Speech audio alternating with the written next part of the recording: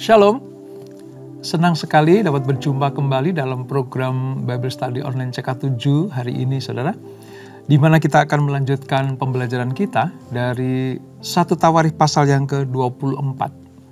Nah, perlu kita ingat bahwa pasal 22 dari 1 Tawarikh sampai dengan nanti akhir dari 1 Tawarikh itu, saudara, berbicara tentang persiapan-persiapan yang dilakukan oleh Daud ketika dia mendapatkan kesempatan dari Tuhan untuk membangun bait suci, tetapi bukan pada era Daud.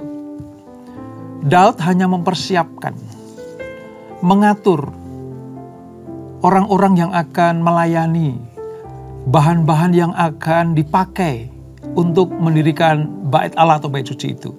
Sebab nanti akan dilakukan pendirian bait suci itu oleh anaknya yaitu Salomo. Nah, di pasal yang ke-24 ini, Daud membagi-bagi siapa yang melayani sebagai imam di dalam bait Allah itu dengan rombongan-rombongan yang sudah dibagi oleh Daud. Nah, kisahnya seperti apa? Sebelum kita membaca, merenungkan, dan mempelajari, mari kita masuk dalam hadirat Tuhan. Kita minta Roh Kudus mengurapi kita. Hanya dengan pengurapan Allah lah maka kita mengerti apa yang difirmankan kepada kita semuanya. Kami datang kepadamu, Tuhan, mengucap syukur buat jalan-jalan kasih Tuhan. Terima kasih Bapa, syukur bagimu ya Allah.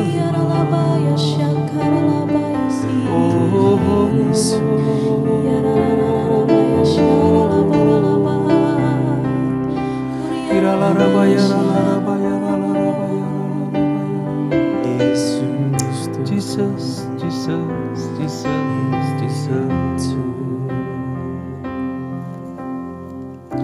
Jalanmu tak terselami oleh setiap hati kami, namun satu aku percaya,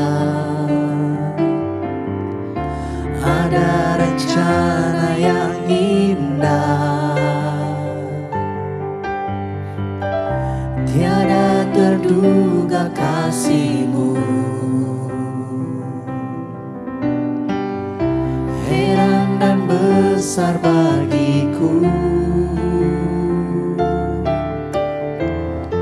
arti kehadiran-Mu selalu nyata di dalam hidupku. Penyertaan-Mu sempurna, rancangan-Mu penuh damai, aman dan sejahtera walau di tengah badai. Ingin ku selalu bersama, rasakan keindahan arti kehadiran-Mu Tuhan.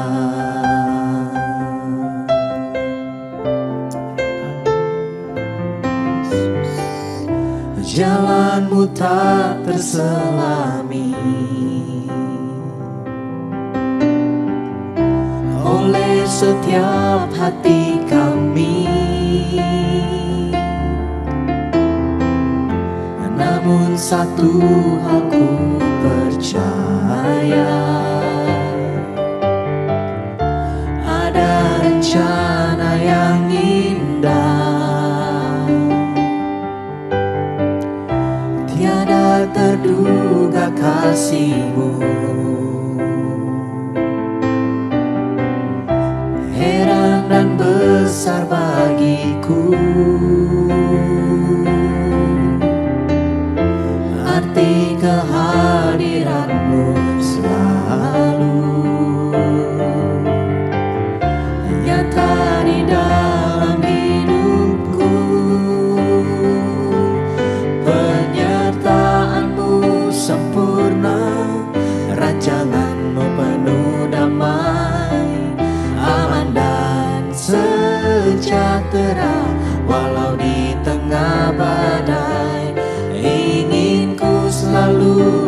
bersama, rasakan keindahan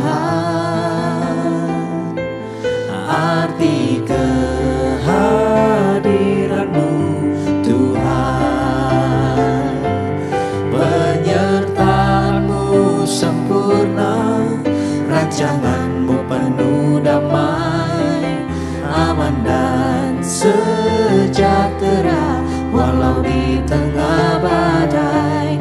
Ingin ku selalu bersama, rasakan keindahan arti kehadiran-Mu Tuhan.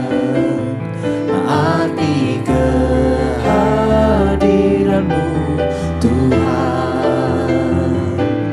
Arti kehadiran-Mu Tuhan.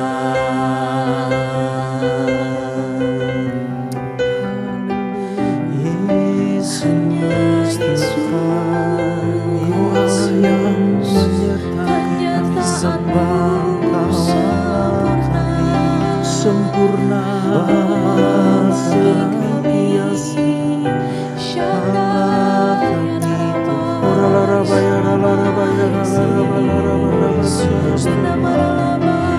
kami percaya kepadamu, kami percaya akan jalan-jalan yang menuju hidup yang kekal.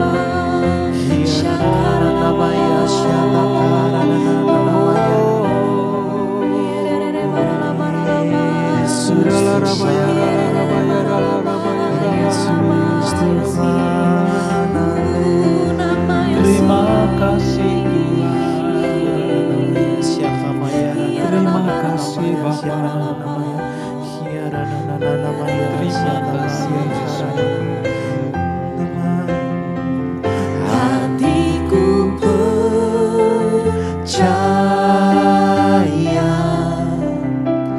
hatiku percaya,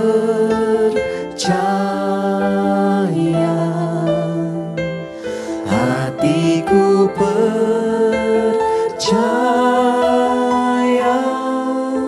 selalu ku percaya.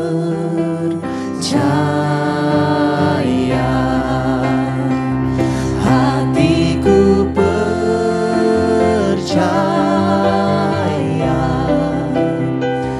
hatiku percaya,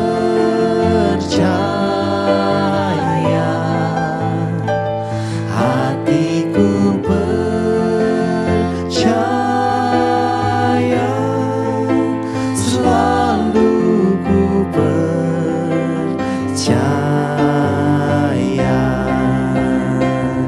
Hatiku percaya,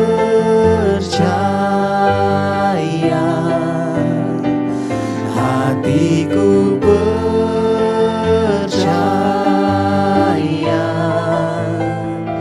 hatiku percaya, selalu ku percaya,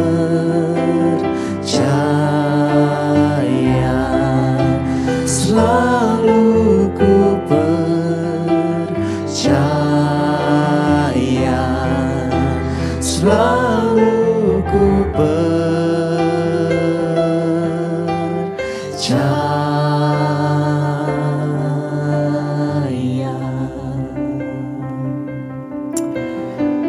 Ini dari pihak kami umat-Mu ya Tuhan, bahwa kami tetap akan percaya kepada Engkau. Sekalipun kadang jalan-jalan-Mu tak terselami, namun Engkau tidak pernah meninggalkan kami anak-anak-Mu. Kadang sulit dimengerti, tetapi kami tetap percaya kepada Engkau. Sebab Engkau membawa kami anak-anak-Mu kepada rumput yang hijau, membawa kami kepada kehendak-Mu yang sempurna, supaya kami menerima mahkota kehidupan. Terima kasih Bapa, terima kasih Roh Kudus. Kami akan melanjutkan pembelajaran kami. Mari urapi kami, supaya kami mengerti apa yang Tuhan maksudkan untuk kami lakukan. Dengan penuh sukacita, kami akan belajar firman-Mu. Di dalam nama Yesus, mari yang siap belajar firman Tuhan. Sama-sama kita katakan, amin, amin. Nah saudara, mari kita persiapkan pembacaan kita dari 1 Tawarikh pasal 24. Perjanjian Lama halaman sekitar 454. Kita akan membaca ayat 1 sampai dengan ayat yang ke-6. Ayat 1 sampai 6, demikian firman Tuhan. 1 Tawarikh pasal yang ke-24. Para imam dibagi dalam rombongan. Inilah rombongan-rombongan anak-anak Harun. Anak-anak Harun ialah Nadab, Abihu, Eleazar, dan Itamar. Tetapi Nadab dan Abihu mati lebih dahulu daripada ayah mereka dengan tidak mempunyai anak laki-laki. Maka yang memegang jabatan imam ialah Eleazar dan Itamar. Daud bersama-sama Sadok dan Bani Eleazar dan Ahimelek dari Bani Itamar membagi-bagi mereka menurut jabatan mereka dalam penyelenggaraan ibadah. Lalu ternyata bahwa di antara keturunan Eleazar ada lebih banyak kepala kaum daripada di antara keturunan Itamar. Sebab itu orang membagi-bagi mereka sebagai berikut. Untuk Bani Eleazar 16 orang kepala puak, tetapi untuk Bani Itamar 8 orang kepala puak. Dan orang membagi-bagi mereka dengan membuang undi tanpa mengadakan perbedaan. Sebab ada pemimpin-pemimpin kudus dan pemimpin-pemimpin Allah. Baik di antara keturunan Eleazar maupun di antara keturunan Itamar. Dan Semaya bin Netanael, panitera itu seorang Lewi, menulis nama mereka di depan raja. Di depan pembesar-pembesar, Imam Zadok, Ahimelek bin Abiatar, dan di depan kepala-kepala puak, para imam dan orang Lewi. Setiap kali satu puak diambil dari Eleazar, dan demikian pula satu puak dari Itamar. Nah, ayat-ayat selanjutnya itu, saudara, itu menerangkan tentang nama-nama yang bertugas. Lalu nanti ada puak-puak orang Lewi yang mendapatkan tugas untuk menjadi penyelenggara ibadah di dalam bait kudus atau bait Allah, bait suci yang akan dibangun oleh Salomo nanti. Nah, saudara, kita bisa melihat bahwa ketika Daud menjelang selesai tugasnya di dunia atas keputusan Tuhan, Daud mempersiapkan para pelayan Tuhan. Lalu Daud mempersiapkan bahan dan apa saja yang dipergunakan untuk membangun bait Allah. Dan nanti pada akhirnya Daud melantik sendiri, mengumumkan dengan resmi bahwa Salomo lah yang akan menjadi pengganti dia sebagai raja Israel. Nah, di pasal yang ke-24 ini kita melihat bagaimana Daud membahas tentang penata layanan imam-imam. Tugas mereka terdiri atas mempersembahkan korban-korban yang dengannya lewat korban itu umat dapat menghampiri Allah untuk menerima pengampunan dan memberikan ketaatan yang penuh kepada kehendak Allah. Ini harus disampaikan Daud kepada orang Israel. Nah, tugas ini, saudara, diberikan kepada orang-orang Lewi, bani-bani dan puak-puak Lewi. Dalam hal ini keturunan Harun. Daud dengan tegas dan jelas menyatakan, ini loh nanti tugasmu. Dibagi dalam rombongan-rombongan. Bahkan cara untuk memutuskannya pun diundi. Itu perjanjian lama seperti itu, saudara. Nanti tugas yang disusun oleh Daud ini, saudara, akan berakhir ya secara profetik nanti akan berakhir dengan datangnya Yesus Kristus dan penetapan perjanjian lewat juru selamat yang ditumpahkan darahnya untuk pengampunan dosa buat umat manusia. Pada zaman para Lewi melayani di bait suci, itu darah binatang. Tapi nanti pada perjanjian baru dimeteraikan, ya, digenapi, disempurnakan oleh Yesus Kristus. Jadi ada kolerasi antara perjanjian lama di mana para imam bertugas, orang Lewi bertugas, imam-imam besar bertugas, nanti dalam perjanjian baru Yesus Kristus yang menyempurnakannya. Ini sebuah tindakan profetik yang luar biasa.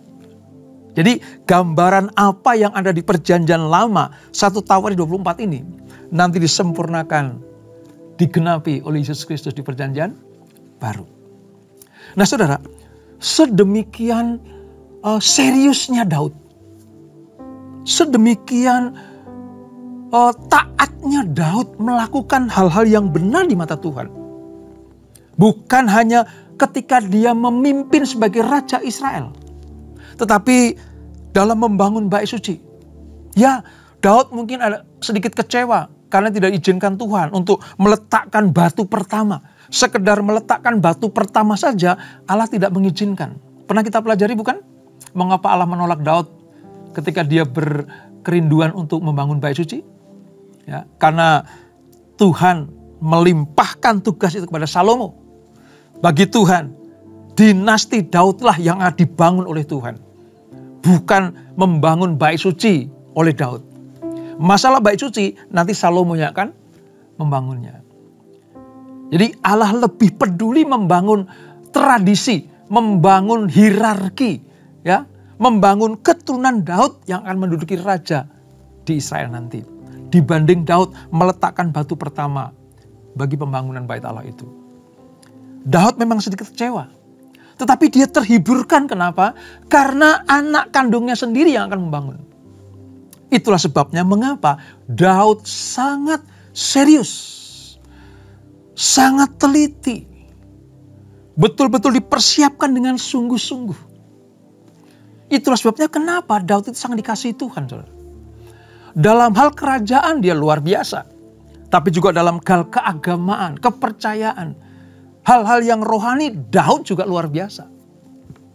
Sayang sekali ya, banyak sekali anak-anak perjanjian baru ini, ya, orang-orang yang hidup dalam perjanjian baru tidak seserius Daud ketika dia berurusan dengan Allah di bait Allah, di dalam ibadah, di dalam saat-saat teduh mereka, di dalam waktu doa mereka, waktu melayani Tuhan atau di rumah Tuhan, di gereja. Mereka sama sekali tidak mau fokus, serius, sungguh-sungguh dan hati-hati. Kadang kita sedih melihat hamba-hamba Tuhan, pelayan-pelayan Tuhan yang hanya sekedar melayani. Kita juga sangat prihatin kalau hanya ada gereja yang hanya sekedar ada ibadah tanpa kesungguh-sungguhan. Kita bisa belajar bagaimana dalam mempersiapkan bait Allah, bait suci. Daud sungguh-sungguh serius, fokus kepada kehendak Allah. Itulah sebabnya mengapa Allah sangat mengasihi Daud. Ini saudara. Nah, pada pasal ini saudara, kita belajar bagaimana tugas penata layanan itu diatur sedemikian rupa. Sebab apa? Dalam setiap pribadi orang Israel, khususnya imam-imam Lewi, Tuhan telah memberikan karunia-karunia khusus dan unik. Untuk apa saudara? Sebagai perlengkapan untuk tugas-tugas yang akan diberikan kepada mereka di kemudian hari ketika bait suci itu terbangun. Jadi Allah tidak hanya mengizinkan orang Israel keluar dari Mesir, masuk tanah perjanjian, selesai di situ. Bukan. Allah sedang membangkitkan, menetapkan, memilih Israel sebagai bangsa yang kudus, umat kepunyaan Allah, imamat yang rajani. Nanti di perjanjian baru ditandaskan oleh Petrus dalam suratnya bahwa kita adalah imamat kerajaan Allah, bangsa yang kudus, umat kepunyaan Tuhan. Nah ini, jadi ketika kita percaya kepada Yesus, bukan hanya sebagai orang yang percaya saja lalu selesai, bukan. Masing-masing kita punya tugas sebagai imamat yang rajani. Kalau dulu hanya diberikan kepada bangsa Lewi atau kaum Lewi, puak-puak Lewi, tadi seperti yang kita baca. Tapi di perjanjian baru, tugas itu berpindah kepada setiap orang percaya. Setiap orang percaya. Bukan hanya sekedar akan menerima kota kehidupan kekal nanti. Tapi selama kita masih ada di dunia, tugas pelayanan itu tetap melekat dalam diri saudara dan saya. Itulah sebabnya Tuhan memperlengkapi kita, memberikan karunia-karunia. Ya, ada yang karunia sebagai gembala, pengajar, penginjil, ya, nabi, ya. Itu semuanya untuk kelengkapan rumah Allah, kerajaan Allah secara universal. Ini. Ya. Oleh sebab itu, kita yang sadar akan tugas ini, seperti orang Lewi yang diberikan tugas oleh Daud untuk serius melakukannya, serius mempersiapkannya, serius dalam pelayanan. Demikianlah hal yang sama untuk saudara dan saya. Kalau Tuhan sudah kasih karunia, diberikan talenta-talenta, jangan dipendam, jangan disembunyikan. Tuhan memberikan itu semuanya punya maksud dan tujuan. Supaya apa? Supaya kita semuanya menjadi alat kemuliaan Tuhan. Karena predikat kita bukan sekedar orang percaya, tetapi imamat yang rajani. Kita ini ada dalam sebuah kerajaan imam. Itu maksudnya. Ingat ya, kalau dulu hanya untuk orang Lewi, tapi sekarang untuk saudara dan saya. Sekali kita percaya kepada Yesus, maka bukannya sebagai orang percaya, tapi juga sebagai imam-imam Allah yang menjadi saksi, menjadi terang dan garam dimanapun kita berada. Nah saudara, kita juga menemukan apa itu tentang selain Daud membagi-bagi tugas menurut keturunan, ya keturunan ini, keturunan itu, ini tugasnya gitu ya. Daud mengatur bagian kelompok penata layanan. Sesuai dengan apa? Sesuai dengan apa yang Tuhan perintahkan. Dalam hal ini, anak Harun, keturunan Harun tinggal 2, yaitu Eleazar dan Itamar. Ya. Daud menjalankan prinsip keadilan yang Tuhan ajarkan di dalam kitab Musa, ya, ketika dia membagi-bagi tugas itu. Dan kenapa Daud membagi tugas? Supaya tidak ada kecemburuan sosial. Ya, supaya adil. Sebab setiap kelompok mendapatkan tanggung jawab dan tugas yang sesuai dengan keberadaan dan kemampuan mereka. Selalu aja. The right man on the right place sudah dimulai sejak Daud mempersiapkan para pelayan-pelayan Tuhan pada posisi dan posnya masing-masing. Wow. Kita kalau belajar dari bagaimana Daud mempersiapkan ini, saudara. Daud itu sudah punya rancangan yang indah. Saya bisa membayangkan gimana hati Daud. Dia galau karena tidak boleh membangun bait suci. Tapi dia tidak hilang semangat, hilang gairah. Dia tidak. Dia tetap bergairah dan bersemangat. Bahkan bukan hanya bangunan fisik yang dipersiapkan. Orang-orang yang melayani dalam bangunan itu, dalam bait itu juga dipersiapkan oleh Daud. Hebatnya lagi saudara, Daud tidak hanya sekedar memberikan tugas itu kepada Eli untuk mengaturnya, tapi Daud betul-betul mengaturnya. Daud sendiri yang turun tangan. Sebab dia tahu waktunya sudah singkat. Aku akan segera berkumpul dengan orang-orang pendahuluku, ya. Berkumpul dengan orang-orang yang sudah mendahului aku menghadap Tuhan. Artinya meninggal atau diangkat Tuhan. Daud sadar akan hal itu. Itulah sebabnya Daud betul-betul serius mempersiapkan ini semuanya. Apakah kita punya kerinduan yang sama, saudara? Ketika kita tahu bahwa waktu kita tuh singkat di dunia ini. Ketika kita sadar bahwa masa-masa kehidupan kita di dunia ini sudah singkat. Apa yang dapat kita berikan pada Tuhan? Belajar dari apa yang dilakukan Daud di pasal 24 1 Tawari ini.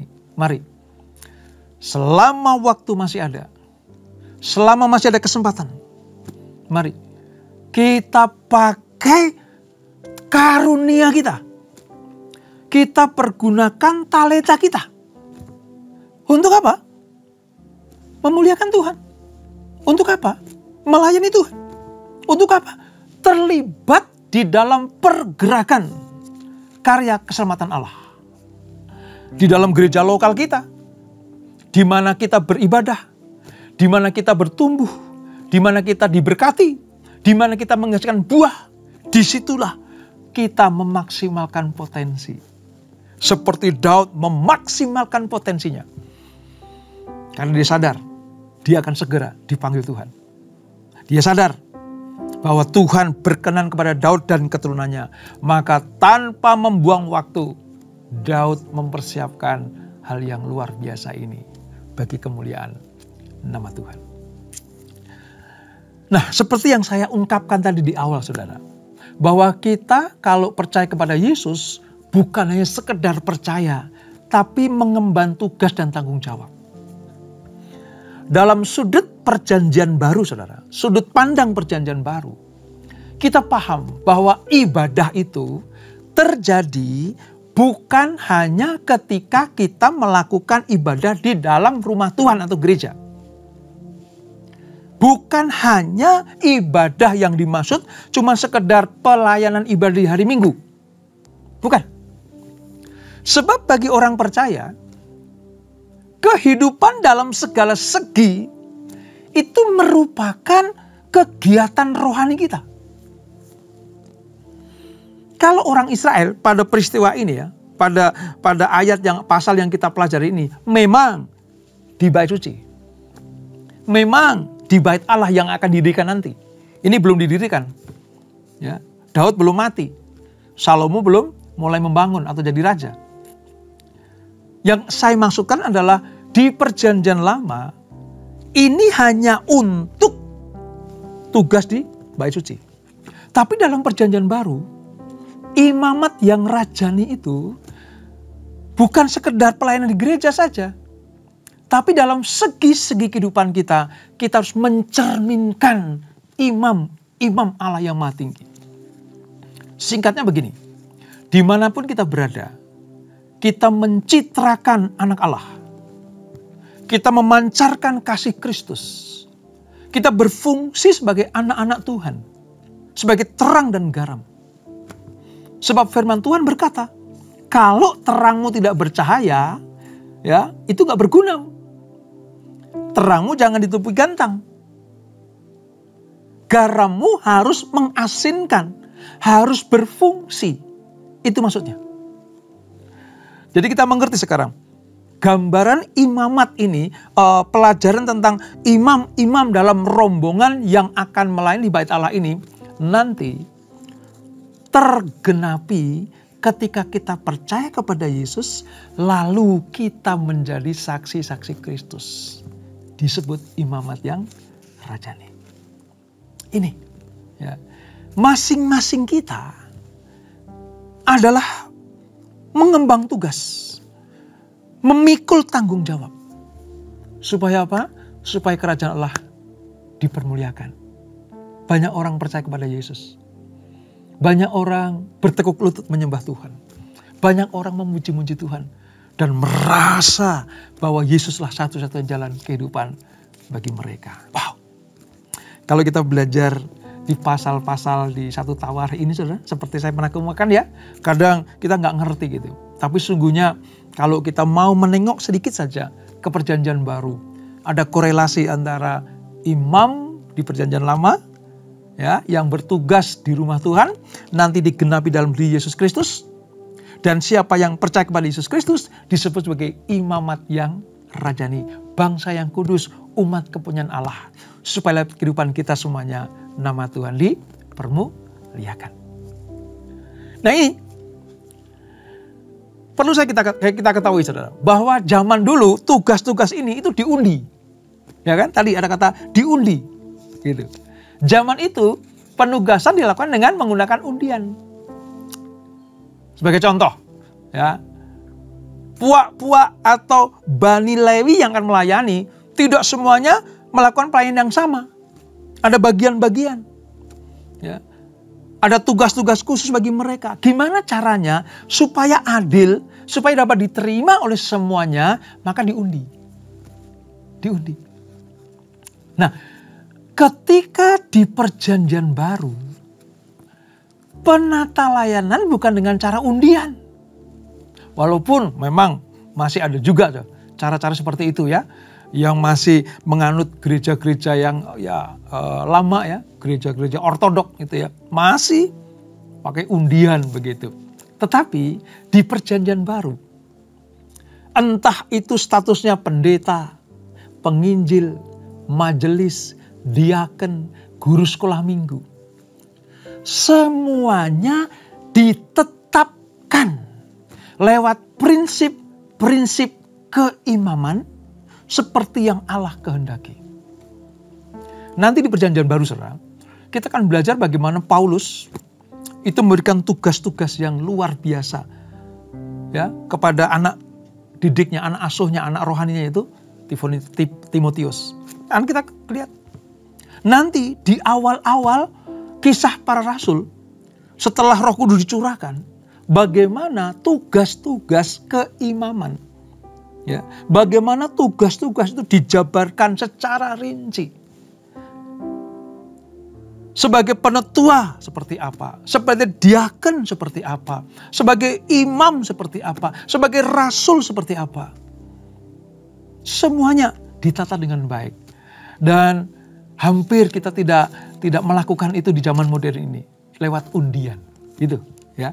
Sebab setiap pos pelayanan itu diberikan kepada mereka yang memiliki karunia sesuai dengan tugas dan tanggung jawabnya.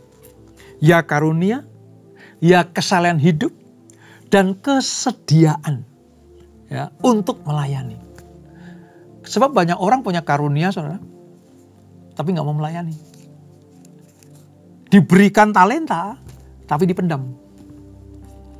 Diberikan kesanggupan ilahi, tapi nggak dipergunakan. Itu sebabnya kenapa dalam pembelajaran hari ini kita sedang mengingatkan diri kita sendiri. Ayo, sejak zaman Daud saja dipersiapkan sedemikian rupa dan Allah berkenan.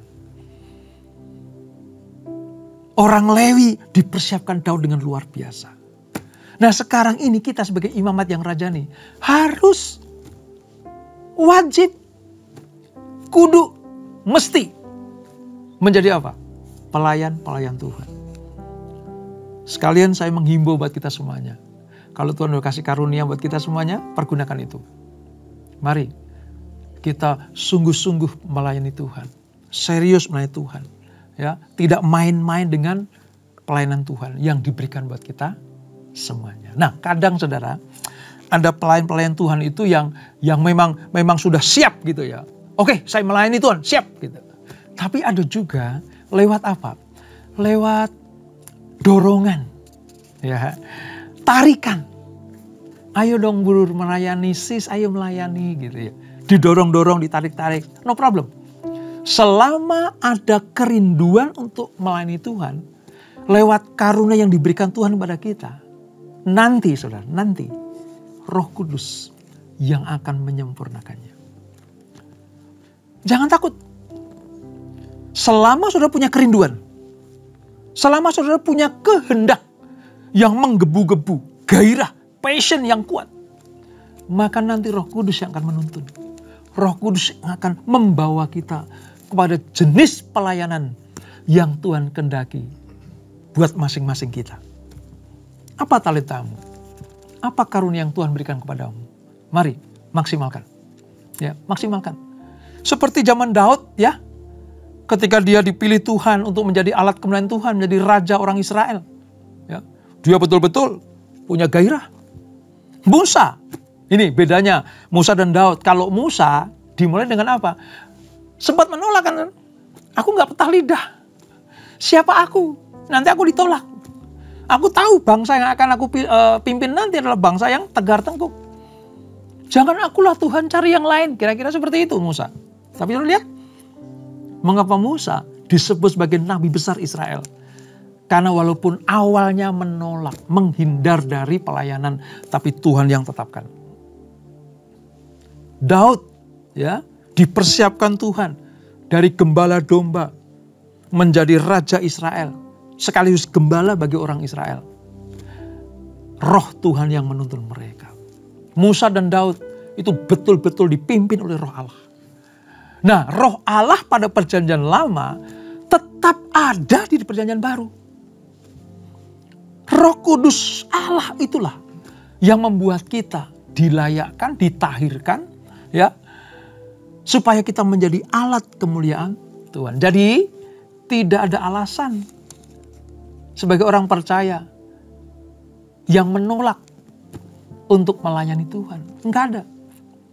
Minimal 1 talenta, saudara. Minimal, pasti. Enggak ada orang yang lahir di bumi tanpa bawa talenta. Tidak ada. Semuanya dikasih talenta, dikasih karunia oleh Tuhan. Minimal 1. Ada yang 2, ada yang 3, ada yang 4. Tetapi yang paling menonjol itu 1. Ya, oleh sebab itu, pada pelajaran hari ini, mari saya ingatkan sekali lagi. Seperti Daud mempersiapkan keturunan-keturunan Lewi, ya, para imam-imam yang harus melayani di bait Allah, di bait suci. Ketika nanti akan dibangun oleh Salomo. Serius, sungguh-sungguh, dengan gairah yang luar biasa.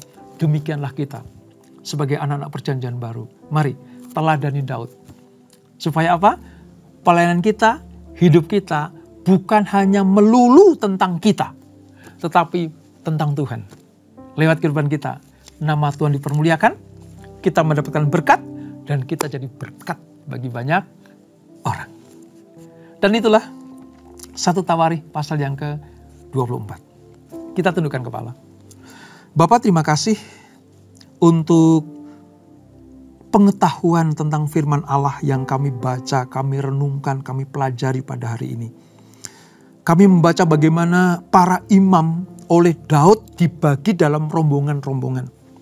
Dan nanti puak-puak orang Lewi akan mendapatkan tugas yang berbeda-beda. Namun dalam satu kerangka, yaitu rumah Allah atau bait suci atau bait Allah itu. Sedemikian seriusnya Daud mempersiapkan ini. Sedemikian sungguh-sungguhnya Daud mempersiapkan ini. Inilah yang menjadi karakter Daud. Kalau urusan dengan Tuhan, Daud betul-betul serius. Dia sudah punya pengalaman yang banyak. Dia punya jam terbang yang banyak tentang hubungan dengan Tuhan. Daud punya ketetapan hati. Kalau urusan dengan Tuhan, gak bisa main-main. Kalau urusannya dengan hal yang rohani, dengan Tuhan, gak ada yang bisa dipermainkan. Harus serius. Demikianlah kami, ya Tuhan. Kami bukan hanya mengerti isi hati Daud, tapi kami juga mau meneladani bahwa kami ini masing-masing diberikan talenta oleh Tuhan. Diberikan karunia-karunia yang berbeda-beda. Namun kami dimaksudkan oleh Tuhan lewat talenta dan karunia ini untuk dipakai melayani Tuhan dan sesama kami. Terus bawa kami kepada kehendak-Mu, supaya kami terlibat di dalam rumah Allah. Terlibat di dalam bangunan bait Allah. Dalam hal ini, di dalam tempat di mana kami beribadah, melayani, yaitu gereja kami. Gereja lokal kami. Supaya kami menjadi alat kemuliaan nama Tuhan. Oleh sebab itu, kami mau semakin bergairah, semakin sungguh-sungguh, serius untuk melayani Tuhan dan sesama kami. Dengan demikian kami sebagai orang-orang yang berbahagia seperti Daud. Upah orang yang sungguh-sungguh memaksimalkan potensi dan karunia adalah diberkati Tuhan dan keturunannya akan mendapatkan berkat-berkat yang melimpah dari Tuhan. Seperti itulah yang Daud contohkan buat kami semuanya. Terima kasih Tuhan, terima kasih. Berkati anak-anak-Mu, berkati keluarga demi keluarga, berkati kami semuanya. Dan sebelum kami berpisah, kami siapkan hati kami terima berkat yang daripada-Mu. Kekasih Kristus arahkan hatimu kepada Tuhan. Terimalah berkat, kasih anugerah dari Allah Bapa yang berlimpah-limpah. Di dalam anaknya yang tunggal Tuhan Yesus Kristus. Dan persekutuan yang manis dan Roh Kudus menyertai kita semuanya. Mulai saat ini sampai Maranatha, Yesus datang yang kedua kali menjemput kita semuanya. Bertemu di awan-awan yang permai. Menikmati kemuliaan kekal sampai selama-lamanya. Yang diberkati, sama-sama kita katakan, amin. Tuhan Yesus memberkati.